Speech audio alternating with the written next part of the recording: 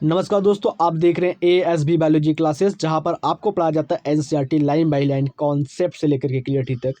यहां पर आपके हर डाउट को क्लियर करने का पूरा प्रयास करूंगा मैं। और आज इस क्लास में मैं आपको पढ़ाऊंगा population stabilisation and birth control के बारे में, जो कि क्लास 12 बायोलॉजी रिप्रोडक्टिव हेल्थ से काफ़ी ज़्यादा महत्वपूर्ण टॉपिक है। और आपको एग्जाम के board exam point of view हो या फिर नीट के पॉइंट ऑफ व्यू, आपको यहाँ से नंबर जरूर मिलने वाले हैं। यहाँ से क्वेश्चन जरूर पूछा जाता है, ऊपर के लाइन से ही क्वेश्चन पूछा जाता है। और मैं आपको बोर्ड एग्जाम के पॉइंट ऑफ व्यू बताऊं तो यहाँ पर ढेर सारी चीज़ें मैं आपको समझाने वाला हूँ, तो आप वीडियो के अंत तक बने रहिए और बहुत सारी चीज़ों को आप सीख करके जाएंगे। सबसे पहले अगर हम बेटा बात करते हैं कि पॉपुलेशन स्टेबलाइजेशन क्या होता है, तो इस स्टेबलाइजेशन की बात करते हैं तो स्टेबलाइजेशन का मतलब क्या होता है? कंट्रोल कर देना किसी चीज़ को। स्टेबलाइजेशन का मतलब क्या होता है? किसी चीज़ को कंट्रोल कर देना। तो अब अगर हम बात करते हैं, थोड़ा सा एक्स्ट्रा चीज़ें मैं बताऊंगा, आप ध्यान से सुनिएगा तो आपको समझ में आ जाएगा। फर्स्ट ऑफ ऑल, अगर हम पॉपुलेशन स्टेबलाइजेशन की बात करते हैं तो पॉपुलेशन स्टेबलाइजेशन का मतलब ये होता है कि बर्थ रेट, ठीक है, और जो आपका डेथ रेट है, ठीक है, बर्थ रेट और डेथ रेट ये दोनों इक्वल हो जाए। यानी कहने का मतलब ये है कि जितने लोग पैदा हो रहे हैं उतने ही लोग मरे। ये तो पॉसिबल नहीं है, ठीक है। हो सकता है कि लगभग थोड़ा बहुत इधर उधर हो जाए, ठीक है, लेकिन हो सकता है कि अगर 10 लोग पैदा हो रहे हैं तो 15 या 16 लोग मर सकते हैं। या हम बात करें 16-17 लोग मर रहे हैं तो आपके 50-60 लोग पैदा हो सकते हैं, तो इतना तो हो जाएगा। लेकिन अगर बात करें एकदम 100%, इधर 100 मर रहे हैं तो 100 पैदा हो रहे हैं, तो ये तो पॉसिबल नहीं है। तो अब अगर हम बात करें पॉपुलेशन स्टेबलाइजेशन में और क्या चीज़ें होती हैं, तो यहाँ पर समझिए, पॉपुलेशन स्टेबलाइजेशन मीन्स होता है मेंटेनिंग द पॉपुलेशन साइज। यानी कि पॉपुलेशन की साइज जो होती है, पॉपुलेशन की साइज को मेंटेन करना पॉपुलेशन स्टेबलाइजेशन कहलाता है, एक कांस्टेंट लेवल पर, where birth rate equal to death rate, ठीक है। तो यहाँ पर क्या करते हैं, पॉपुलेशन स्टेबलाइजेशन का मतलब क्या होता है कि पॉपुलेशन साइज को क्या करना, मेंटेन करना एट अ कांस्टेंट लेवल, एक नियत रूप से क्या करना है, पॉपुलेशन को कंट्रोल करना है। दूसरी बात अगर हम बात करते हैं तो पॉपुलेशन स्टेबलाइजेशन जरूरी क्यों है, ठीक है। अगर हम बात करें नीड ऑफ पॉपुलेशन स्टेबलाइजेशन की, तो पॉपुलेशन स्टेबलाइजेशन की नीड क्यों है? क्योंकि हमारे पास क्या है, लिमिटेड नेचुरल रिसोर्सेस है, उसी में सबको देखना है, तो इसलिए पॉपुलेशन क्या होता है, स्टेबलाइजेशन करना जरूरी होता है। दूसरी बात अगर हम बात करें अनएम्प्लॉयमेंट से बचने के लिए, आप देख रहे हो आज के समय में क्या हो रहा है, वैकेंसी आ रही है, वैकेंसी तो नहीं आ रही है, बहुत कम वैकेंसी आ रही है, बहुत कम नौकरी मिल रही है, और फैक्ट्री भी बहुत कम नए खुल रहे हैं, पुराने ही फैक्ट्री है, तो अनएम्प्लॉयमेंट हो सकता है, ठीक है। अनएम्प्लॉयमेंट से बचने के लिए क्या करना चाहिए, पॉपुलेशन को रोकना चाहिए, पॉपुलेशन ग्रोथ को कम करना चाहिए। एनवायरमेंटल पॉल्यूशन, जितना ज़्यादा पॉपुलेशन बढ़ेगा उतने ज़्यादा व्हीकल्स आएंगे। जब व्हीकल्स आएंगे तो गाड़ी से धुआं निकलेगा, कार्बन डाइऑक्साइड, कार्बन मोनोऑक्साइड के रूप में, सल्फर डाइऑक्साइड के रूप में निकलेगा, जो कि इन्वायरमेंट में पॉल्यूशन को कॉज करेंगे। तीसरी बात अगर हम बात करते हैं तो प्रेशर ऑफ फूड, ठीक है, भोजन के ऊपर दबाव पड़ेगा। यानी कि कहने का मतलब क्या है, सोर्स तो कम है, सोर्स क्या है, कम है। जैसे मान लेते हैं कि यहाँ पर क्या है, एक छोटा सा एरिया है, एक गांव है, यहाँ पर क्या है, एक समय था कि यहाँ पर केवल 2 से 3 घर हुआ करता था, 3 घर हुआ करता था, और इतने सारे एरिया में क्या होता था, खेती होता था, इतने सारे एरिया में क्या होता था, खेती होता था। अब धीरे धीरे क्या हुआ कि इनमें क्या हुए, इन सभी लोगों में जो घर था वो घर में क्या हुआ, पॉपुलेशन बढ़ा। यहाँ पर मानते हैं 5 लोग रहते थे, यहाँ पर 5 लोग रहते थे, यहाँ पर 2 लोग रहते थे। अब अगर हम बात करें, जो 5 लोग हैं, ये 5 लोगों ने क्या किया, शादी किया, तो इनकी संख्या बढ़ी। जब संख्या बढ़ी तो क्या किया इन्होंने, घर बनाना शुरू किया। जब घर बनाना शुरू किया तो भाई खेती वाला स्थान तो कम हो गया। जब खेती वाला स्थान कम हो गया तो क्या हुआ, यहाँ पर फूड में कमी आई कि नहीं? जब खेती कमी हो गई, यानी कि कृषि का क्षेत्र कम हुआ, तो क्या हुआ, भोजन पैदा करने में कमी आई। जब भोजन पैदा करने में कमी आई तो क्या हुआ, प्रेशर पड़ने लगा। दूसरी बात, हेल्थ और एजुकेशन पर भी प्रेशर पड़ता है।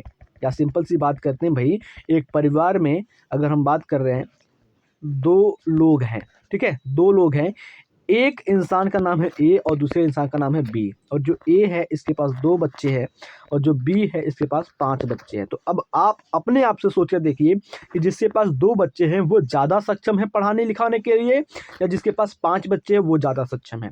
तो देखिए, जिसके पास 2 बेटे हैं वो क्या करेगा, अपने बच्चों को बढ़िया कॉन्वेंट स्कूल में पढ़ाएगा, ठीक है, और जिसके पास 5 बच्चे वो क्या करेगा, ऐसे ही प्राइवेट किसी स्कूल में नाम लिखवा देगा, जहाँ पर उसकी शिक्षा दीक्षा हो जाएगी। बात समझ में आया? तो पॉपुलेशन स्टेबलाइजेशन काफ़ी ज़्यादा ज़रूरी होता है, क्योंकि नेचर में क्या है, रिसोर्सेस लिमिटेड है।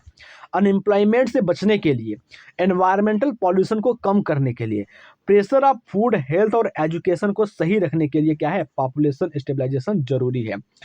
अब अगर हम बात करते हैं तो पॉपुलेशन स्टेबलाइजेशन के लिए क्या क्या स्ट्रेटजीज लगानी पड़ेगी, क्या क्या रणनीतियाँ लगानी पड़ेगी, ठीक है, क्या क्या स्ट्रेटजीज लगानी पड़ेगी या पॉपुलेशन को स्टेबलाइजेशन करने के लिए स्ट्रेटजीज की अगर हम बात कर रहे हैं, तो स्ट्रेटजीज में आपको अगर हम बात करते हैं तो सबसे नंबर 1 पर आता है family planning. Family planning, family को प्लानिंग करके चलना पड़ेगा, यानी कि हमारे दो नियम का पालन करना पड़ेगा। दूसरी बात करते हैं तो अवेयरनेस होना चाहिए। क्या होना चाहिए? अवेयरनेस होना चाहिए।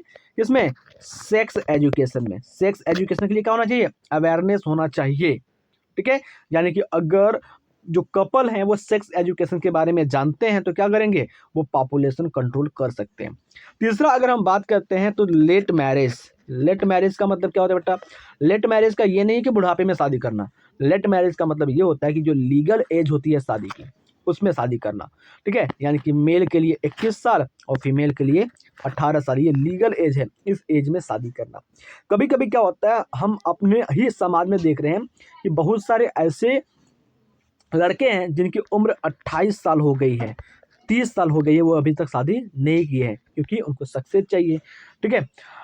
दूसरी बात अगर हम बात करें तो स्मॉल फैमिली नॉर्म, छोटा परिवार का स्लोगन लेकर के चलना चाहिए, ठीक है। छोटा परिवार सुखी परिवार का स्लोगन आप जानते ही हैं।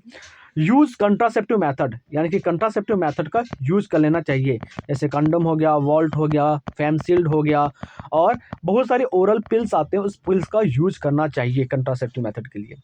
उसके बाद अगर हम बात करें यहाँ पर फीमेल एजुकेशन को ध्यान देना चाहिए। अगर फीमेल एजुकेट रहेगी तो पॉपुलेशन ग्रोथ कम होगा, ठीक है। उसके बाद अगर हम बात कर रहे हैं तो गवर्नमेंट इंसेंटिव्स, गवर्नमेंट को इंसेंटिव देना चाहिए लेट मैरिज पर, उनको पुरस्कार देना चाहिए कि जिसकी शादी लेट हो रही है उसको पुरस्कार से सम्मानित किया जाएगा। ये सारी चीज़ें मिलकर के क्या करती हैं, आपके पॉपुलेशन स्टेबलाइजेशन में हेल्प करती है। अच्छी बातें समझ में आई कि नहीं? अगर बातें समझ में आई हो तो बहुत बढ़िया है। चलते हैं एनसीईआरटी की लाइन पर, पॉपुलेशन स्टेबलाइजेशन के बारे में समझते हैं। कब पॉपुलेशन ज़्यादा हुआ था, कब पॉपुलेशन कम है, और पॉपुलेशन को स्टेबलाइज कैसे किया जाए, अब हम समझेंगे एनसीईआरटी के लाइन बाय लाइन कॉन्सेप्ट से लेकर के क्लियरिटी तक, ठीक है। कॉन्सेप्ट से लेकर के क्लियरिटी तक समझेंगे, जो आपके दिलों में बैठने वाला है। तो आई होप जितनी भी बातें मैंने अभी आपको ओरली बताया है वो सारी चीज़ें आपको अच्छे से समझ में आई होगी। तो अब चलते हैं कॉन्सेप्ट से क्लियरिटी तक एनसीईआरटी की लाइन के साथ, जहां पर आपको सब कुछ मिलेगा एक एक पॉइंट के साथ। देखते हैं, in last century at and all around development in various fields significantly improved the quality of life of the people। जैसे अगर हम बात करें पिछले सेंचुरी से अगर अब लाते हैं तो अब के दौरान क्या हुआ है, लोगों के रहने सहने में, लोगों का जो वास स्थान था, जो उनकी क्वालिटी थी, वहाँ पर इम्प्रूवमेंट दिखाई दे रहा है। जबकि इंक्रीज हेल्थ फैसिलिटीज़, और यहाँ पर हेल्थ फैसिलिटीज़, बड़े बड़े हॉस्पिटल्स खुल रहे हैं, अच्छी अच्छी दवाइयाँ मार्केट में आ रही हैं, जेनरिक दवाइयाँ मार्केट में आ रही है, ब्रांडेड पेटेंट दवाइयाँ मार्केट में आ रही हैं, जो ब्रांडेड किस्म की होती है वो सारी चीज़ें आ रही हैं, अच्छे अच्छे हॉस्पिटल खुल रहे हैं। Along with better living condition, अच्छे रहन सहन के साथ उनकी स्वास्थ्य भी क्या है, अच्छी है। Had explosive impact on the growth, लेकिन अगर हम बात करते हैं तो यहाँ पर पॉपुलेशन की ग्रोथ भी हो रही है। पॉपुलेशन की ग्रोथ भी हो रही है, कहने का मतलब ये है कि जो लोग हैं वो संख्या बढ़ाने में लगे हुए हैं।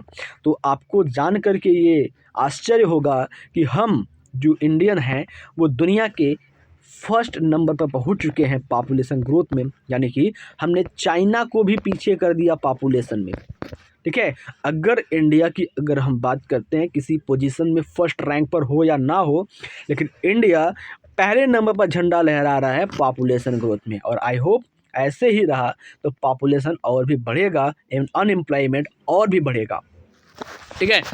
अब अगर हम बात करें द वर्ल्ड पॉपुलेशन की बात करते हैं विच वॉज अराउंड 2 बिलियन, ठीक है।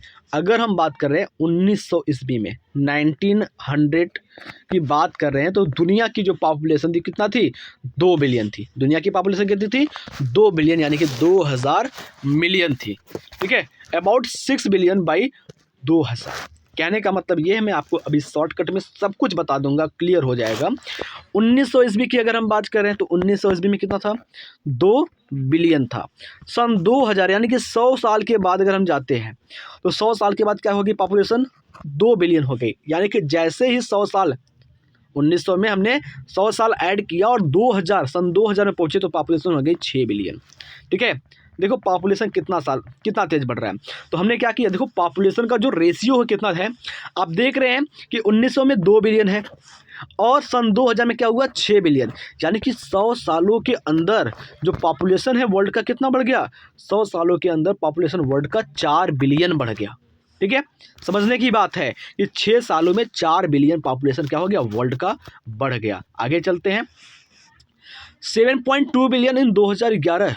अगर हम बात करें और 11 साल की बात करते हैं तो 11 साल में 7.2 बिलियन, यानी कि अगर हम बात करें पिछले 100 सालों में 6 बिलियन, पिछले 100 सालों में 4 बिलियन बढ़ा था और 11 सालों में क्या हुआ, फिर से 1.2 बिलियन, यानी कि पॉपुलेशन क्या हो गया टोटल 2011 में 7.2 हो गए। तो कहने का मतलब ये हुआ कि 11 साल में पॉपुलेशन कितना बढ़ा, 1.2 बिलियन बढ़ा।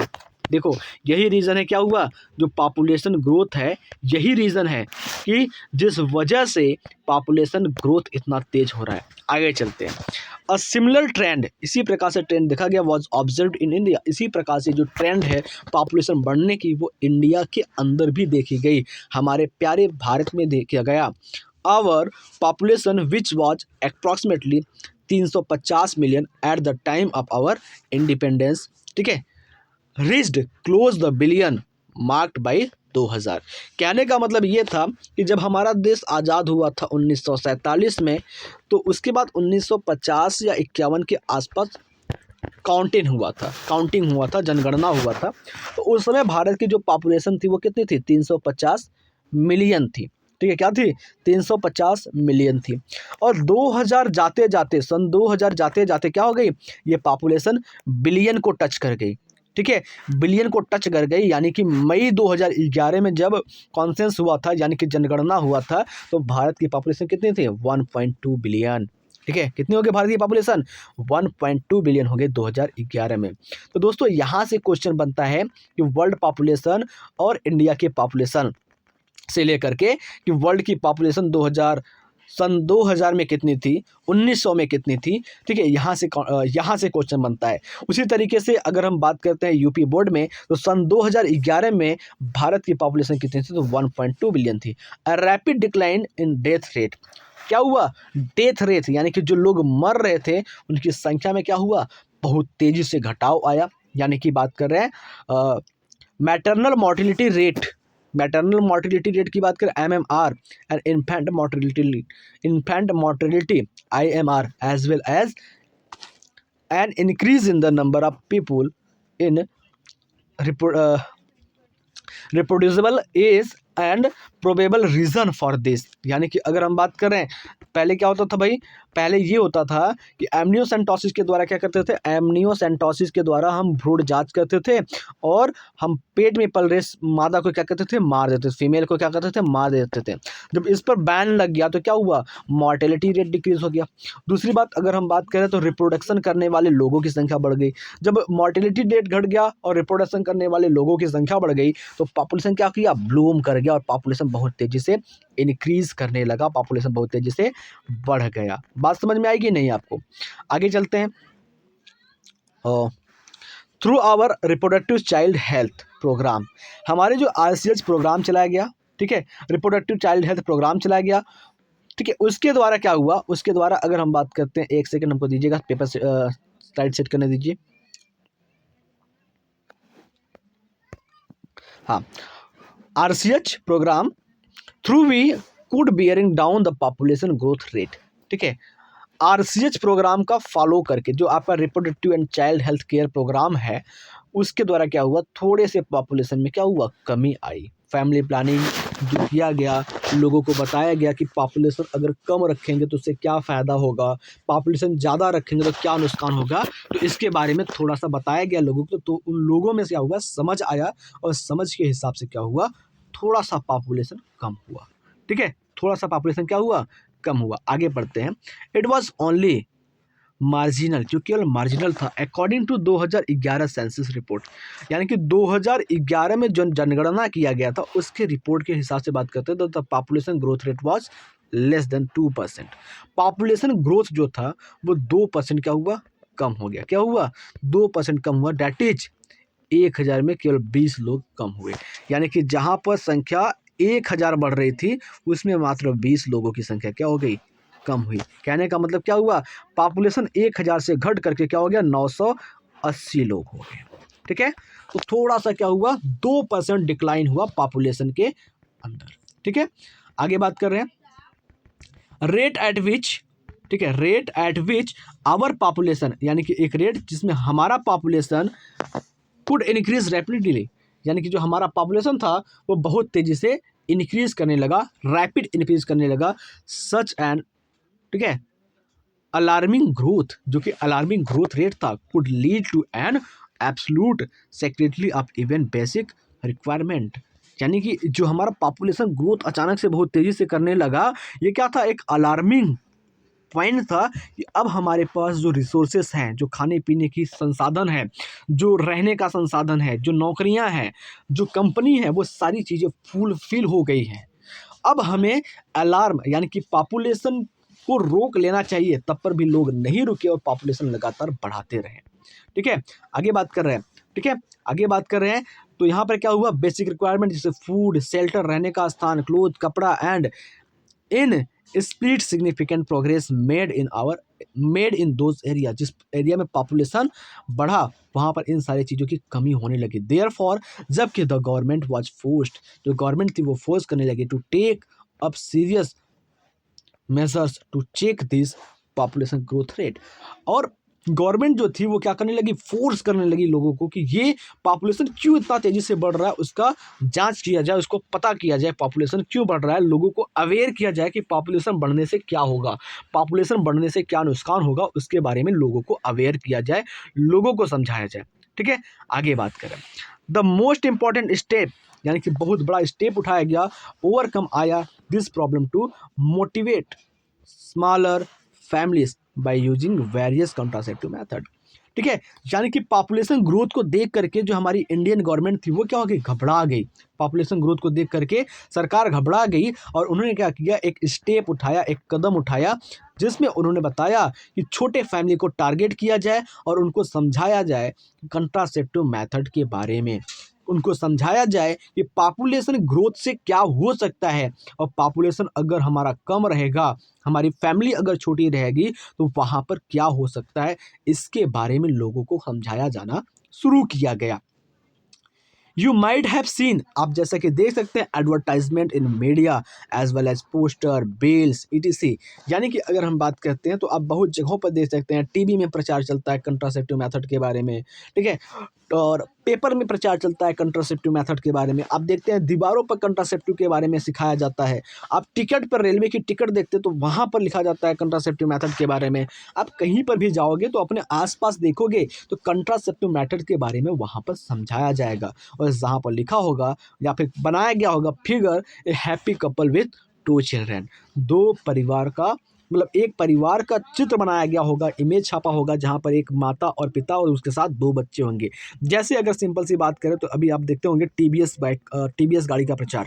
ठीक है, जो टीवीएस गाड़ी है उसका प्रचार देखते हैं तो क्या होगा, एक मम्मी पापा होंगे और उनके साथ 2 बच्चे या एक बच्चे होते हैं उस फोटो के साथ। उसी प्रकार से अगर आप एटलस साइकिल की बात करते हो तो एटलस साइकिल के प्रचार में भी देखेंगे क्या होगा, एक पेरेंट होंगे और उनके साथ 2 बच्चे होंगे और बहुत ज़्यादा हैप्पी, मतलब खिलखिलाते हुए उनके चेहरे नज़र आते हैं। तो ये क्या है, ये एक इंडिकेशन है, एक समझाने का तरीका है कि हम 2 हमारे 2, यानी कि अगर हम बात करें वी टू आवर टू का एक स्लोगन दे करके समझाया जा रहा है, पोस्टर बना करके समझाया जा रहा है। ठीक है, जहाँ पर आपको पता चले कि पॉपुलेशन कम हो तो उसे क्या फ़ायदा होगी।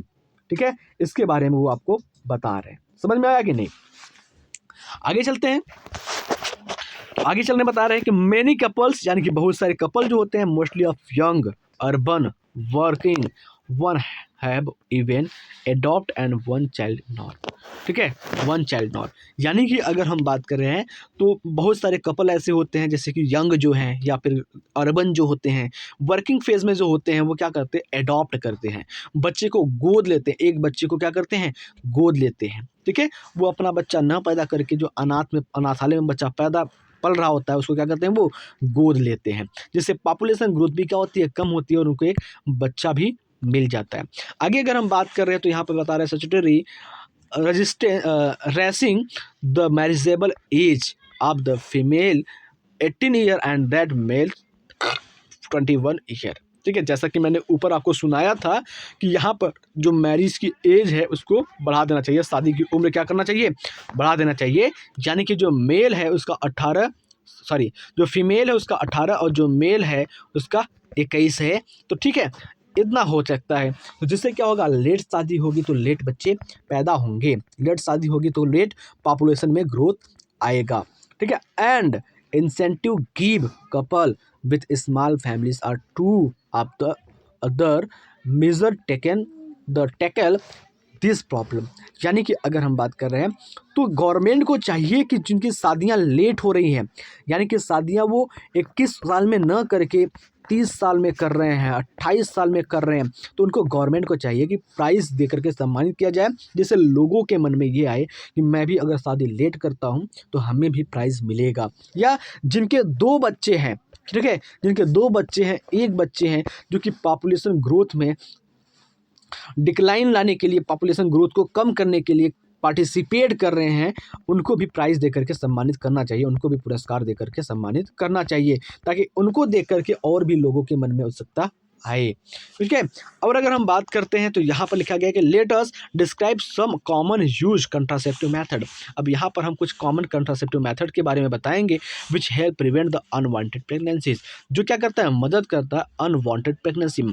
देखिए यहाँ पर अगर हम इंडिया की बात करते हैं तो इंडिया में कुछ बच्चे तो ऐसे पैदा हो जाते हैं, कुछ पॉपुलेशन तो ऐसे बढ़ जाता है कि जिनकी चाह ही नहीं होती है।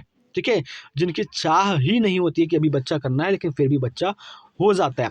दूसरी रीजन की अगर हम बात करते हैं तो भारत में पॉपुलेशन ग्रोथ का सबसे बड़ा कारण ये है कि हमें लड़का चाहिए, यानी कि मेल चाहिए, और पैदा क्या हो रही है, फीमेल चाहिए। अब फीमेल पैदा होगी तो मारेंगे तो है नहीं, तो क्या हुआ, उनको फिर लड़का चाहिए, और फिर पैदा हो गया क्या, फीमेल, फिर लड़का चाहिए, फिर पैदा हो गया क्या, फीमेल। ऐसे फीमेल लड़के की वेट करते करते फीमेल पैदा हो रही है, यानी कि लड़की पैदा हो रही है, पैदा हो रही है, पैदा हो रही है, 4-5 लड़की पैदा होने के बाद क्या हो रहा है, एक मेल पैदा हो रहा है, फिर उसके बाद क्या करें, वो बस अब बच्चा नहीं पैदा हो रहा है। एक मेल की वेट के चक्कर में क्या कर लिए, वो 4 से 5 फीमेल पैदा कर लिए।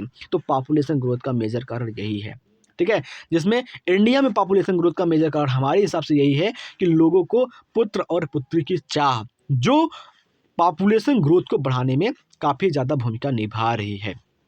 ठीक है, अगर लोग इक्वल अपॉर्चुनिटी देने लगे मेल को और फीमेल को, तो पॉपुलेशन ग्रोथ उसी दिन स्टेबल हो जाएगा हमारे हिसाब से। कि अगर जो अपॉर्चुनिटी वो मेल को दे रहे हैं वही अपॉर्चुनिटी अगर फीमेल को दें तो पॉपुलेशन क्या हो जाएगा, स्टेबल हो जाएगा। क्योंकि अभी भी लोगों के, रूरल जो गाँवटी लोग हैं, उनके दिमाग में ये बना हुआ है कि जो हमारा लड़का होगा वो हमारे परिवार को आगे बढ़ाएगा और हमें हमारे जीवन का पालन पोषण करेगा, लेकिन लड़की होगी वो विदा होकर के कहीं और चली जाएगी। तो ऐसा नहीं है, अगर आप लड़कियों को भी अपॉर्चुनिटी देंगे तो वो भी आपकी देखभाल करेगी। ऐसा बहुत सारा केस देखा गया है।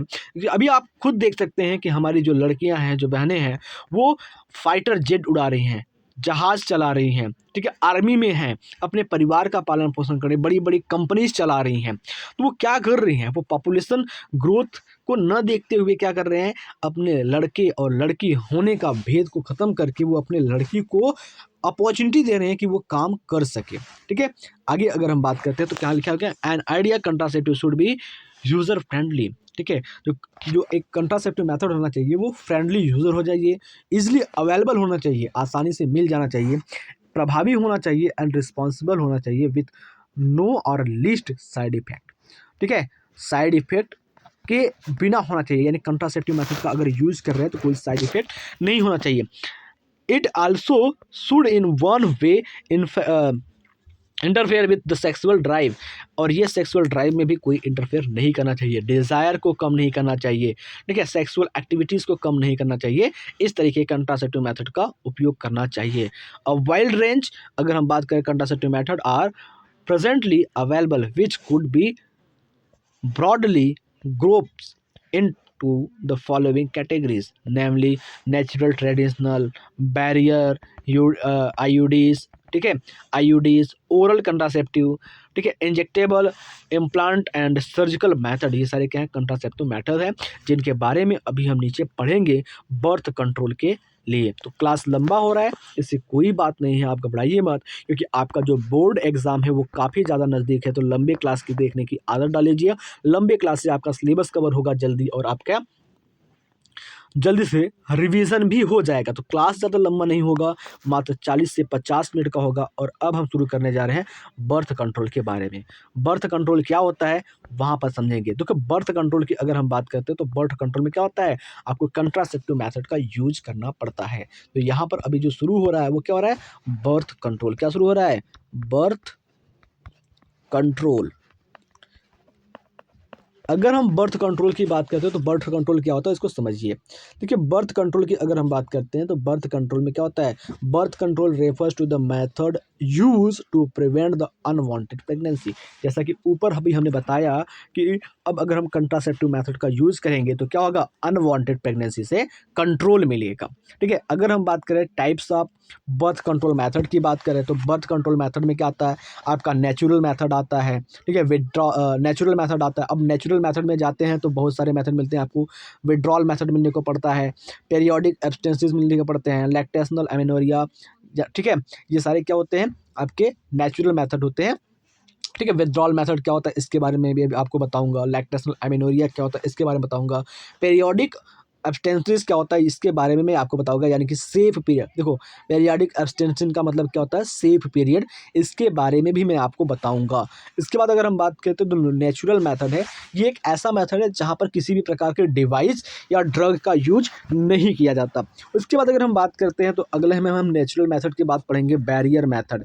तो बैरियर मेथड क्या होता है, तो बैरियर मेथड में हम चीज़ें देखेंगे। तो बैरियर मेथड के अंदर क्या होता है, स्पर्म को ओवम के पास पहुंचने से रोका जाता है बैरियर लगा करके, जैसे कॉन्डोम लगाया जाता है, मेल और फीमेल अलग अलग कॉन्डोम मिलते हैं, डायफ्राम मिलाता है, सर्विक्स कैप मिलता है, इन सभी चीज़ों का हम उपयोग करते हैं। दूसरी बात अगर हम बात करते हैं जो बैरियर मेथड होता है इसके द्वारा हम कह सकते हैं जो एसटीडी होते हैं, सेक्सुअल ट्रांसमिटेड डिजीज होते हैं उनसे भी बच सकते हैं। उसके बाद हम तीसरे में अगर हम बात करते हैं तो तीसरे बैरियर मेथड में के बाद जो आता है आपका कॉन्ट्रासेप्टिव मेथड आता है उसको कहते हैं आईयूडीज। ठीक है, आईयूडीज यानी कि इंट्रा यूटेराइन डिवाइस के बारे में पढ़ेंगे। इंट्रा यूटेराइन डिवाइस में जैसे कि कॉपर टी क्या होता है, लिप्स लूप क्या होता है, मल्टी लोड क्या होता है, इन सारी चीज़ों के बारे में पढ़ेंगे। और ये क्या करता है, प्रिवेंट करता है फर्टिलाइजेशन को और इम्प्लांटेशन को प्रिवेंट करने का काम करता है। उसके बाद हम इसमें पढ़ेंगे हार्मोनल मेथड। क्या पढ़ेंगे, हार्मोनल मेथड के बारे में पढ़ेंगे कि हार्मोनल मेथड क्या होता है और उसके बारे में समझेंगे। उसके बाद अगर हम बात करते हैं तो यहाँ पर सर्जिकल मेथड यानी कि वैसेक्टॉमी और ट्यूबेक्टॉमी के बारे में पढ़ेंगे। तो आई होप ये सारी चीज़ें आप अच्छे से समझ जाओगे। अगले क्लास में हम मिलते हैं आपसे कंट्रासेप्टिव मेथड के बारे में पढ़ाई करते हैं और समझते हैं एक एक पॉइंट को।